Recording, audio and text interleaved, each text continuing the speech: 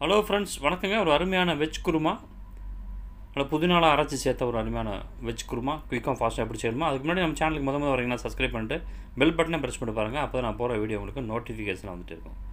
சாதத்து கூட சப்பாத்தி கூட வச்சு சாப்பிட்றதுக்கு அருமையான வெஜ் குருமா குயிக்காக ஃபாஸ்ட்டாக எப்படி செய்யலாங்க இந்த வீடியோவில் பார்த்துடலாம்.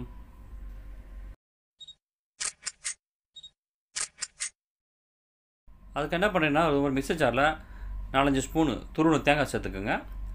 சேர்த்துட்டு கொத்தமல்லி, மல்லி இலை இதெல்லாம் சேர்த்து வச்சு லைட்டாக தண்ணி சேர்த்துட்டு லைட்டாக மையை அரைச்சி வச்சுக்கலாம். இந்த மாதிரி மையை அரைச்சி ரெடியாக எடுத்து தண்ணியாக வச்சுக்கோங்க.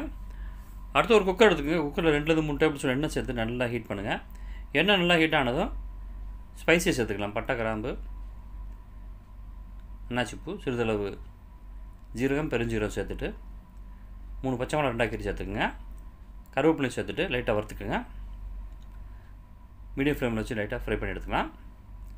அடுத்ததில் ஒரு பெரிய வெங்காயத்தை இந்த மாதிரி பொடிச்சா கட் பண்ணி சேர்த்துருங்க. நல்லா பொடிச்சா கட் பண்ணி சேர்த்திங்கன்னா நல்லா பொன்னிறமாக நல்லா வறுந்து வரும். இந்த மாதிரி நல்லா ஒரு மேக்ஸிமம் பொன்னிறமாக வந்ததும் இஞ்சி பூண்டு பேஸ்ட் சேர்த்துக்குங்க. சேர்த்துட்டு இதே நல்லா பச்சை வாசம் வரைக்கும் 2 நிமிஷம் வதக்கி விட்டுக்கலாம். அடுத்து ஒரு தக்காளியும் இந்த மாதிரி ஸ்லைஸ் சேர்த்துட்டு அதே லைட்டாக மசிஞ்சு குழஞ்சி வர வரைக்கும் நல்லா வதக்கிக்கலாம். இந்த மாதிரி வந்ததும் சிறிதளவு மஞ்சத்தூள், காரத்துக்கு ஏற்ற மாதிரி மிளகாய்த்தூள் சேர்த்துக்கோங்க.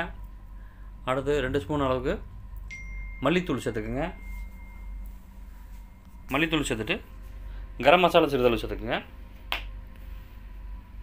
சேர்த்துட்டு 2 நிமிஷம் இதையும் எண்ணெய் பிரிஞ்ச அளவுக்கு லைட்டாக வதக்கிக்கலாம். இந்த மாதிரி வதக்கி வந்ததும் தேவையான அளவு காய்கறிகள் சேர்த்துக்குங்க. நான் அந்த மாதிரி 2 உருளைக்கிழங்கு இந்த மாதிரி பொடிச்சா கட் பண்ணி சேர்த்துக்குங்க. அடுத்து 8 மணி நேரம் ஊற வச்ச பச்சை பட்டாணி, கேரட்டு இதெல்லாம் சேர்த்துக்குங்க. உங்களுக்கு விருப்பமான எந்த காய்கறிகளும் சேர்த்துக்கலாம். சேர்த்துட்டு அதே 2 நிமிஷம் நல்லா இந்த மாதிரி வதக்கி விடுங்க. அடுத்து இதுக்கு தேவையான அளவு தண்ணி சேர்த்துக்கலாம். உங்களுக்கு எந்த அளவுக்கு குவான்டிட்டி வேணுமோ அந்த அளவுக்கு தண்ணி சேர்த்துருங்க. சரி, இதுக்கு தேவையான உப்பு சேர்த்துக்கலாம். உங்கள் டேஸ்ட்டுக்கு ஏற்ற மாதிரி உப்பு சேர்த்துட்டு இதையும் கட்டி இல்லாமல் எல்லா இடத்தையும் போகிற மாதிரி நல்லா மிக்ஸ் பண்ணி விட்ருங்க. இந்த மாதிரி மிக்ஸ் பண்ணிட்டு குக்கரோட மூடி போட்டு ஒரு 3-4 விசில் மீடியம் ஃப்ளேமில் வச்சு நல்லா சூடாக்கிங்க. இந்த மாதிரி நல்லா வெந்து வந்ததும் பாருங்கள், கமகமான வெந்து சூப்பராக வந்துருச்சு. அவ்வளோதாங்க. இதில் என்ன பண்ணிங்கன்னா, நம்ம ஏற்கனவே அரைச்சி வச்சுருந்தேன் அந்த தேங்காய் கலவை இதில் சேர்த்துருங்க. சேர்த்துட்டு மிக்ஸ் பண்ணி ஒரு ஓப்பன்லேயே வச்சுட்டு ஒரு 2 நிமிஷம் நல்லா வேக விடுங்க. அவ்வளோதாங்க. நல்லா கமகமன்னு வீடியோ மணக்கிற மாதிரி ஒரு வெஜ் குருமா சூப்பராக அடையாச்சுங்க. சாத்து கூட சப்பாத்தி கூட வச்சு நீங்கள் சாப்பிட்றதுக்கு பேச்சுலர்னா குயிக்காக செஞ்சிடலாம். ஒரு 20 நிமிஷத்தில் சூப்பராக ரெடியாகிடும். இதே மாதிரிலாம் பண்ணி பாருங்கள். இந்த வீடியோ பிடிச்சுன்னா நம்ம சேனல் மிஸ்டர் விஜய் ப்ரோவா சேனலில் சப்ஸ்கிரைப் பண்ணிக்கங்க. கூடவே பெல் பட்டனை ப்ரெஸ் பண்ணிங்கன்னா நான் போகிற வீடியோ உங்களுக்கு நோட்டிஃபிகேஷன் வந்துட்டுருக்கோம்.